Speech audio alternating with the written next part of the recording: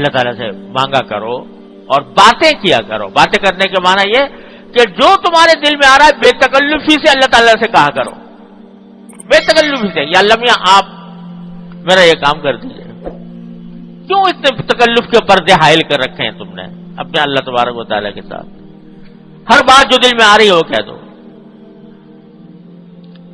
میں نے اپنے والد ماجد رحمۃ اللہ علیہ سے سنا, اللہ تعالیٰ ان کے درجات بلند فرمائے, کہ ایک بزرگ تھے, وہ یہ بہت دعا مانگا کرتے تھے, یا اللہ میاں مجھے بہت سارا پیسہ دے دیجیے, بہت سارا دے دیجیے, تھوڑا نہیں بہت سارا دے دیجیے. تو وہ صاحب کشف بھی تھے, تو کہیں کشف ہوا کہ کیا تمہیں اتنا جو کچھ دے رکھا ہے اس کے اوپر تم اس اور مانگ رہے ہو اتنا سارا؟ جہاں لمحہ میں مانگ رہا ہوں اور مانگ رہا ہوں. کیوں مانگ رہے ہو اتنا سارا؟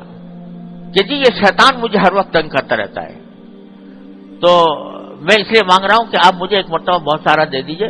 اب آئندہ اگر یہ مجھے آ کے پریشان کرے گا, یہ رکھا ہے دیکھ, یہ رکھا ہوا ہے تو اللہ میں نے دے رکھا ہے, تو اس لیے مانگ رہا ہوں کہ شیطان اگر آ کے مجھے پریشان کرے گا اور کہے گا تو کھائے گا کہاں سے, تیری اولاد کیا کرے گی, تو بچے کیا کریں گے, اس فکر میں مجھے مبتلا کرے گا. جتنی دیر میں اس کے اس فکر میں مبتلا ہوں گا, جتنی دیر 1000 مرتبہ ذکر کروں گا آپ کا.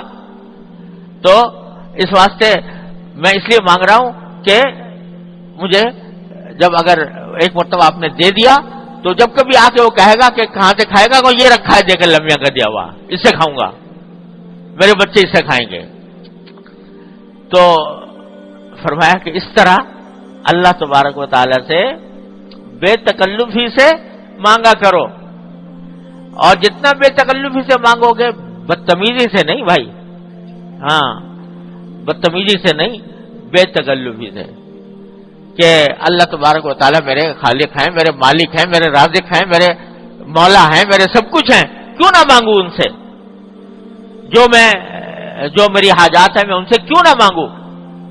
تو بے تکلفی سے مانگو, لیکن بدتمیزی نہ ہو, تو یہ کیا ہوگا, اللہ تعالیٰ کو بھی یہ ادائیں پسند آ جاتی ہیں, بے تکلفی کی ادائیں ہیں, اور اس کے نتیجے میں اللہ تبارک و تعالیٰ کے ساتھ تعلق اور مضبوط ہوتا ہے, مضبوط ہوتا ہے اللہ تبارک و تعالیٰ کے ساتھ تعلق, کہ جب یہ کہتا ہے اللہ تعالیٰ اللہ تعالیٰ دیکھتے ہیں میرا بندہ مجھ سے اس طرح مچل مچل کے مانگ رہا ہے, ایسے مچل مچل کر مانگ رہا ہے جیسے چھوٹا سا نادان بچہ اپنے باپ سے ماں سے مچل کر مانگتا ہے, اس طرح مجھ سے مانگتا ہے.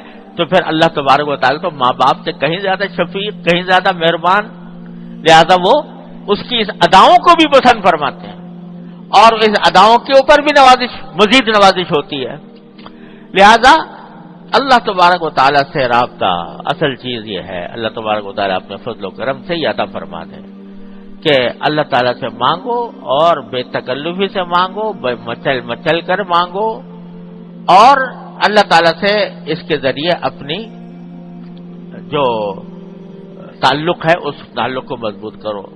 ہمارے حضرت والا قدس اللہ تعالیٰ سے فرمایا کرتے تھے, پہلے بھی عرض کیا کہ سارے قرآن کا خلاصہ وہ فرماتے ہیں سورہ فاتحہ, اور سورہ فاتحہ کا خلاصہ ایاک نعبد و ایاک نستعین.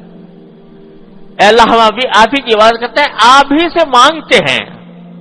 پہلے ہی دن کہلوا لیا یہ قرآن کریم میں پہلے ہی سورت میں یہ بات کہلوا لی بندے سے, اور صرف نے کہلوا نہیں لی, کہا 5 مرتبہ, کہا 5 مرتبہ نہیں, کتنی مرتبہ ہو گئی, ہر رکعت میں ہوتی ہے, کوئی رکعت اس سے خالی نہیں.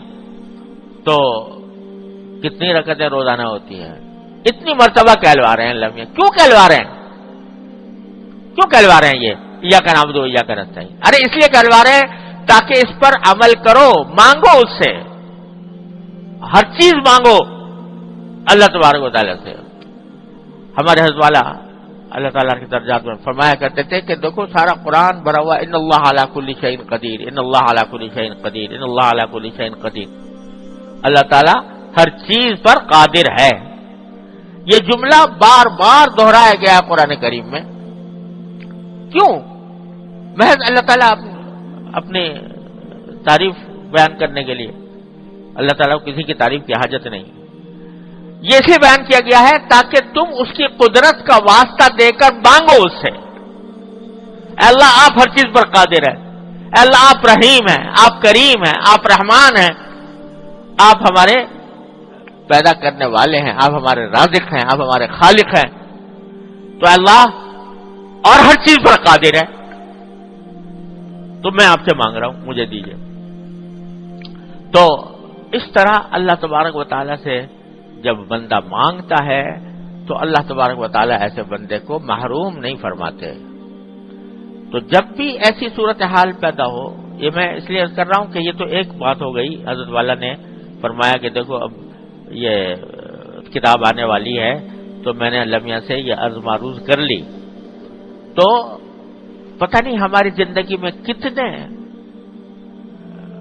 واقعات ایسے پیش آ رہے ہوتے ہیں کہ اس میں ہر لمحے پر اللہ تعالیٰ کی توفیق کی ضرورت ہوتی ہے، اس کی پناہ کی ضرورت ہوتی ہے. تو ایسے موقع پر اپنا رخ اللہ تعالیٰ کی طرف کر کے اس سے مانگنے کی عادت ڈالو.